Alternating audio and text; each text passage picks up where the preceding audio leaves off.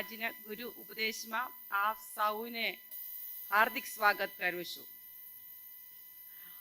I am saying સ્ટેટમેન્ટનો ત્રીજો મુદ્દા છે આજ અમે જાણવાનું. પાછળના 2 સપ્તાહ અમે ગુરુ ઉપદેશનું દ્વારા 2 બાબતો અમે શીખી ગયા છે. આ ઈસુ પોતાનું શિક્ષણ આપવા માટે હું છુંનો પ્રયોગ ઈસુને ઉપયોગ કર્યા છે. આજે અમે વચન વાંચીએ. યોહાનની લખેલી સુવાર્તા 10મો અધ્યાય એની 9મી કલમ. યોહાન 10નું 9મી કલમ હું વાંચું છું. હું બહારનું છું, મારા દ્વારા જો કોઈ પીસે તો તે ઉદ્ધાર પામશે અને માહે આવશે ને બહાર જશે અને તેને ચરવાનું મળશે. હું બહારનું છું. આઈ એમ ધ ગેટ. ઈસુ આ 10મો અધ્યાયમાં એક દૃષ્ટાંત આપ્યું છે. આ દૃષ્ટાંતની દ્વારા લોકોને સમજાવવા માટે પ્રભુ ઈસુ આ હું છુંનો પ્રયોગ વાપર્યું છે. યોહાનની લખેલી સુવાર્તામાં એક જ દૃષ્ટાંત છે, આ 10મો અધ્યાયમાં છે. અહીંયા ઈસુ 2-3 બાબતો કહે છે. ખેટા વિશે કહે છે અને ખેટા પાળક વિશે કહે છે, ચોર વિશે કહે છે અને લૂંટારૂ વિશે કહે છે. આ ચારો બાબતનું દ્વારા પ્રભુ આપણી સાથે સમજાવે છે. એક વાડા વિશે કહે છે. પાલસ્તીન દેશનું અંદર ખેટાનો વાડાને અહીંયા ઉપયોગ કરે છે. આ પાલસ્તીન દેશના ખેટા વિશે ત્યાં કહે છે, ત્યાં વાડાનું એક જ દ્વાર છે. પ્રવેશ કરવા માટે એક જ દ્વાર, બીજા કોઈ જગ્યાએથી આ વાડામાં પ્રવેશ નથી કરે છે.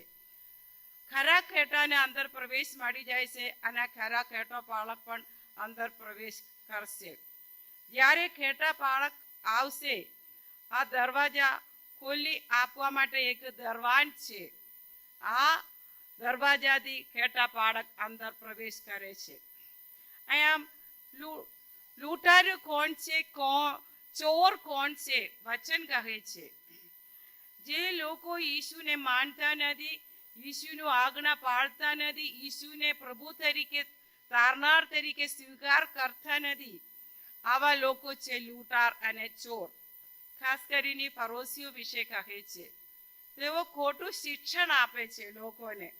એ કારણથી પ્રભુ ઈસુની પાછળ લોકો આવવા માટે પણ લોકો નફરત કરતા હતા. ઘણા લોકો આવતા હતા, તેઓને ખોટું શિક્ષણ આપીને તેઓને પાછી ખેંચી લેવા માટે તેઓ કોશિશ કર્યા હતા. એફેસીયન પત્ર 2 અધ્યાય 18મી કલમમાં કહે છે, કેમ કે તે દ્વારા એક આત્મા વડે આપણા બંને બાપની હજુરમાં જવા પામીએ છીએ. આપણા ઈસુ સાચો ખેટા પાળક છે. ઈસુના પહેલા ઘણા ખેટા પાળકો આવ્યા હતા, એટલે ઈસુ કહ્યું તેઓ બધા ચોર અને લૂંટારો છે. હું સાચો ખેટા પાળક છું. હું સાચો બહારનું છું. મારાથી તમને અંદર પ્રવેશ મળી શકે છે.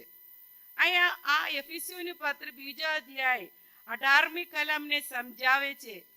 પવિત્ર આત્માનું દ્વારા, સિર્ફ ઈસુ ખ્રિસ્તનું દ્વારા અને અમારા વિશ્વાસથી અમને પિતા પરમેશ્વરનું પાસે જઈ શકે છે.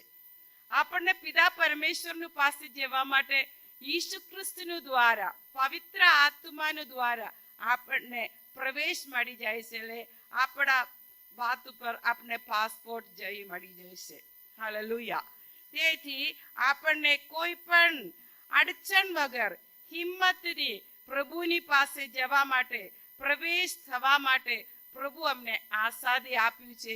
આપણા માટે દરવાજા ખોલ્યું છે. ઈસુ આપણા માટે આપણના જીવનની અંદર એક ડ્રાઈવર સમાન છે. અમારે જીવન આ સંસારનું અંદર એક વાહન છે.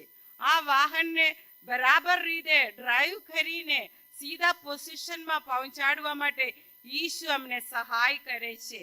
ઈસુ અમને મદદ કરે છે. ઈસુ ખ્રિસ્ત આપણામાં હોય તો આપણા માટે કઈ ચિંતા કરવાનું નથી. વચન કહે છે, 1 યોહાન 1 અધ્યાયનું 7મી કલમ, 1 યોહાન 1 અધ્યાયનું 7મી કલમમાં કહે છે, તેના પુત્ર ઈસુ ખ્રિસ્તનું દ્વારા તમને સગળા પાપથી શુદ્ધ કરે છે.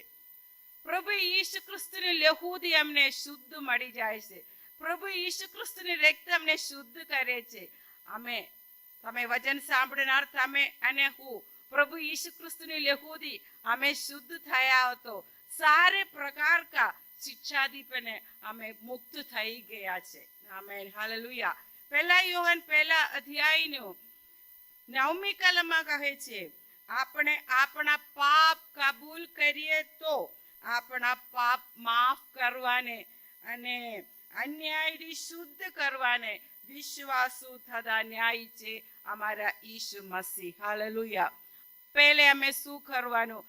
આપણા પાપ કબૂલ કરવાનું. અમે જ્યારે અમારા પાપ કબૂલ કરી છે ત્યારે પરમેશ્વર અમારા જીવનના સારે પ્રકારના અન્યાય, અશુદ્ધતા, અપવિત્રતા પ્રભુ ઈસુ મસીહના લહુથી અમને ધોઈને શુદ્ધ કરીને અમને છુટકારા આપે છે. તમારા જીવનમાં પ્રિયો, પ્રભુ ઈસુ મસીહ દ્વારા અમને તારણ મળશે. પરમેશ્વર દ્વારા અમને ઉદ્ધાર પાયા હશે તો અમે પરમેશ્વરનું ખેટા છીએ. પરમેશ્વર ઈસુ મસીહ આપણા પાલક છીએ. પરમેશ્વર ઈસુ મસીહ આપણે અંદર લઈ જાય છે. કેમ કે પ્રભુની કૃપાથી પરમેશ્વરની લહુથી અમે શુદ્ધ પ્રાપ્ત કર્યા છે. એ કારણથી અમને અંદર સુરક્ષિત રીતિમાં અમને રહેવા માટે અમને મૌકા મળી જાય છે. પ્રભુ અમને આરામથી અંદર લઈ જાય છે તેના વાડામાં, અને પ્રભુ આરામથી અમને બહાર લાવે છે. અમે બહાર જાય તો પણ અમારે દિનચર્યામાં પણ દૈનંદિન જીવનની અંદર પણ મારા જીવનમાં કઈ ખોટ નહીં આવવા દેવા માટે પરમેશ્વર અમને સંભાળી રાખે છે. અમે ઘણા પ્રકારના સમસ્યા સંસારનું અંદર આવીને અમને દબાણ કરીને શૈતાનના જાલમાં અમને ખેંચી લેવા માટે શૈતાન કોશિશ કરતે વખત, પ્રલોભનાતે વખત પરમેશ્વર ઈસુ મસીહ અમારા પાલક હોય તો તે અમને સંભાળે છે. હાલેલુયા. શૈતાનના પંજામાં પ્રભુ અમને કભી છોડાવી નહીં દેતે. શૈતાનના પંજામાંથી પ્રભુ અમને છોડાવીને બચાવી જાય છે. હાલેલુયા. સારે પ્રકારના દુષ્ટ આત્માના શક્તિથી પરમેશ્વર અમને કાઢી મૂકે છે. સારે પ્રકારના અડચણથી પરમેશ્વર અમને રોકાઈ જાય છે. સારે પ્રકારના કાદવમાંથી, દુષ્ટ શક્તિથી અને દુર્વ્યસનથી, દુર સ્વભાવથી પ્રભુ અમને મુક્તિ આપે છે. હાલેલુયા. અહીંયા આ વાડાનું અંદર અમે હોય તો પ્રભુનું સાથે અમે દરરોજ અમારા જીવન અમે જીવે તો હાલેલુયા. વચન કહે છે તમને બધા સુરક્ષા તમને મળી જાય છે. ઈસુ તરફથી અમને પ્રોટેક્શન મળી જાય છે. હાલેલુયા. અને ઈસુ તરફથી ઈસુ અમને હાલેલુયા જાણે છે. એ કારણથી પરમેશ્વર અમને બહાર દોરી જાય છે અને અંદર અમને લઈને લાવશે. હાલેલુયા. અમને કાળજીપૂર્વક સંભાળનાર એક ઈસુ મસીહ અમારા દરવાજા તરીકે, અમારા બારણું તરીકે અમારી સાથે રહે છે. હાલેલુયા. અને વચન કહે છે અમારા જરૂરિયાતો પૂરું પાડનાર અમારા ઈસુ મસીહ. હાલેલુયા. અમારા જીવનની અંદર કમી કટીઓ, જો નબળા અવસ્થા, કમજોરીઓ બધું જાણીને પ્રભુજી સમયસર પ્રભુ અમને આપીને પૂરું પાડનાર અમારા ઈસુ મસીહ કેટલો પ્રેમાળુ છે. હાલેલુયા. અને વચન કહે છે ઈસુના હાથમાંથી પ્રભુ અમને દરેક પ્રકાર ઈસુના હાથમાંથી અમને ધરાઈ રાખીને, ઈસુના હાથમાં અમને સંભાળી રાખીને સારે પ્રકારના અડચણથી પ્રભુ અમને રોકાવ કરે છે. હાલેલુયા. વચન કહે છે હાલેલુયા અમને સુરક્ષિત જગ્યામાં ઈસુ મસીહ અમને રાખી મૂકે છે. હાલેલુયા. એને મતલબ ઈસુના સુરક્ષિત હાથમાં છે. વહેલાઓ અમારા જીવનની અંદર ઈસુ અમારા તારણહાર છે. ઈસુ અમારા દરવાજા છે. ઈસુ અમારા બારના છે. તો ઈસુ મસીહ અમને સારા પ્રકારના દુકાળના મતલબ કોઈ પણ અછત વગર પ્રભુ અમને સંભાળશે. દુકાળના સમય, અકાળના સમય અમારે જો તંગી આવે, આપણા માટે જો મહામારી આવે અને જો અલગ અલગ પ્રકારના વાયરસની બીમારીઓ અમારા જીવનની અંદર આવે ત્યારે પણ પરમેશ્વર અમને સંભાળે છે. હાલેલુયા. ઉસ ઈસુ પર તમારો વિશ્વાસ કરજો. હાલેલુયા. હું મારા જીવનની અંદર આ ઈસુને ઓળખ્યા, હું મારા જીવનની અંદર ઈસુને અનુભવ કર્યા. તમારા જીવનની અંદર પણ ઈસુ તમારા માટે કામ કરવા માટે ચાહે છે. હાલેલુયા. પ્રિયો, આપણા માટે એક દરવાજા પરમેશ્વર તૈયાર કર્યા છે. હાલેલુયા. આપણા માટે એક વાડા પરમેશ્વર તૈયાર કરીએ છે. શું છે વાડા? અમારા સ્વર્ગ રાજ્ય છે. હાલેલુયા. સ્વર્ગીય સિંહાસન છે, ત્યાં પિતા પરમેશ્વર છે, પુત્ર ઈસુ મસીહ છે. હાલેલુયા. પુત્ર ઈસુ મસીહ આપણા માટે આ વાડામાં લઈ જવા માટે ચાહે છે. હાલેલુયા. વચન કહે છે, યોહાનની લખેલી સુવાર્તા 14 અધ્યાયને 6 કલમે ઈસુ કહે છે, માર્ગ તથા સત્ય તથા હું છું. હાલેલુયા. ઈસુની પાસે જવા માટે, સ્વર્ગ રાજ્યમાં જવા માટે એક જ માર્ગ છે. આ માર્ગ સિર્ફ ઈસુ મસીહ, બીજા માર્ગ નથી. લોકો તમને ગેરમાર્ગ દિખાકર તમને ગેરમાર્ગમાં લઈ જવા માટે કોશિશ કરે છે. તમને સમજવાનું, તે માર્ગમાંથી એમને સ્વર્ગમાં નહીં જઈ શકે. સિર્ફ ઈસુ મસીહ દ્વારા સ્વર્ગમાં જઈ શકે છે. વચન કહે છે, હાલેલુયા. મારા પ્રિયો, વચન મેં કહે છે, તમારે સ્વર્ગમાં આવવા માટે, જવા માટે સિર્ફ અમારા આશ્રય ઈસુ મસીહ. ઈસુને બિના અમારે लिए નહીં જઈ શકે. વચન કહે છે, માર્ગ તથા સત્ય તથા જીવન હું છું. હાલેલુયા. આ કોણ सा જીવન? આનંદ કાળ વિશે કહે છે, આનંદ જીવન વિશે કહે છે. હાલેલુયા. મારા આશ્રય વિના બાપની પાસે કોઈ આવતું નથી. ઈસુ વિના પ્રભુ પિતા પરમેશ્વર પાસે નહીં જઈ શકે. હાલેલુયા. ઈસુ મસીહ વચન કહે છે, માથી 10:45 કલમે કહે છે, ઈસુ મસીહ દેવીના દીકરા જગત પર આયા સેવા કરાવવાને નહીં, સેવા કરવાના માટે આયા છે. આપણા માટે સેવા કરવાની ઈસુ મસીહ આ જગત પર આયા છે. તમે વિશ્વાસ કરજો. અને ઈસુ મસીહ આપણા માટે પોતાનું જીવન આપ્યું. ઈસુ મસીહ આપણા માટે સર્વ કરવા માટે આયા છે. હાલેલુયા. પોતાના જીવન પાદસ્તંભે આપી ઈસુ મસીહ બલિદાન કર્યો. ખાસ કરીને અઠવાડિયા, દુઃખ સહન સપ્તાહનું અઠવાડિયા છે. એક અઠવાડિયાની અંદર બાઇબલને 4 સુવાર્તાથી અમે ઘણી બધી બાબતો ઈસુને દુઃખ સહન કરી વાતો અમને શીખી શકે છે. હાલેલુયા.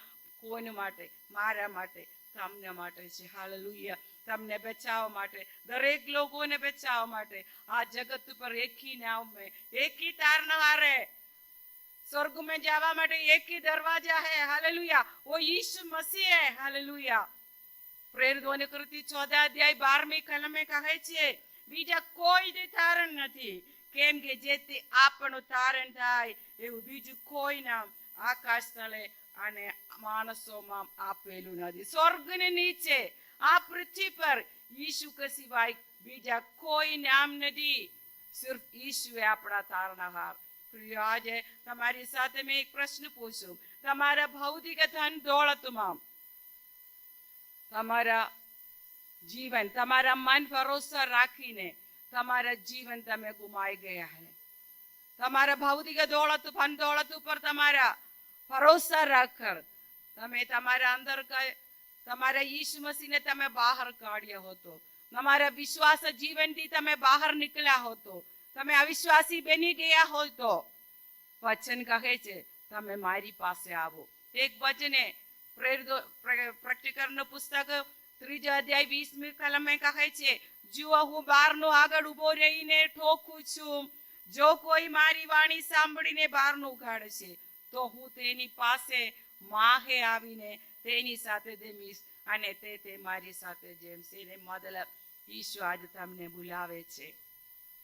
મારા પ્રિય, મારા બાળકો, ઈસુ તમારી સાથે વાત કરે છે. મારા બાળકો, તમે મારાથી દૂર ગયા હોય તો આજ તમારી હૃદયની અંદર આવવા માટે હું તમને ઠોકું છું. તમે તમારા હૃદય ખોલો. તમારા બુરી સ્વભાવથી, બુરી આદતથી તમે જો બંધનમાં છે, જો સ્વભાવનું તમે તો નીચે છે પ્રભુજી, જો વ્યસનમાં છે પ્રભુજી, આમાંથી તમને કાઢવા માટે હું તૈયાર છું. તમે મારી પાસે આવો. હું તમારી સાથે એક સંબંધ રાખવા માટે કોશિશ કરું છું. તમે મારી પાસે વચન કહે છે.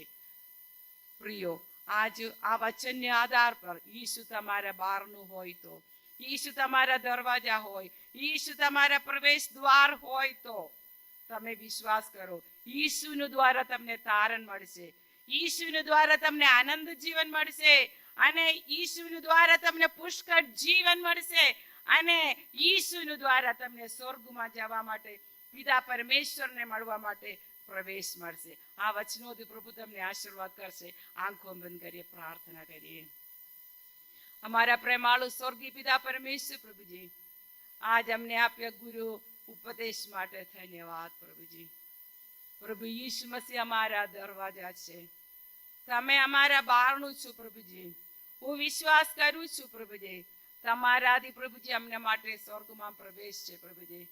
પ્રભુજી અમે આ જગત ઉપર તમારા માટે જીવે છે, દોડે છે, પ્રયત્ન કરે છે, સેવા કરે છે, પણ કોઈ પણ સમય પ્રભુજી સંજોગ આવે પ્રભુજી, જીવનમાં સમસ્યા આવે પ્રભુજી, પ્રશ્નો આવે ત્યારે પ્રભુજી અમે ઈસુને છોડીને જવાનું નથી પ્રભુજી. અમને સંભાળ પ્રભુજી, અમને કાળજીપૂર્વક સંભાળવા માટે અમે પ્રાર્થના કરીએ છીએ. અમારા માટે એક ઈસુ ખ્રિસ્તુ છે પ્રભુજી, તમારે પ્રત્યે અમે વિશ્વાસ કરું છું પ્રભુજી. હાલેલુયા પ્રભુજી, અમે તમને પકડીને જીવવા માટે પ્રભુ અમને દરેક વિશ્વાસીઓને સહાય કર પ્રભુજી. કોઈ નાશ ન થાય પ્રભુજી. આનંદ જીવન અમે પ્રાપ્ત કરવા માટે પ્રભુ અમને સહાય પ્રભુજી. વચનથી પ્રભુજી અમને તૃપ્ત કરજો પ્રભુજી.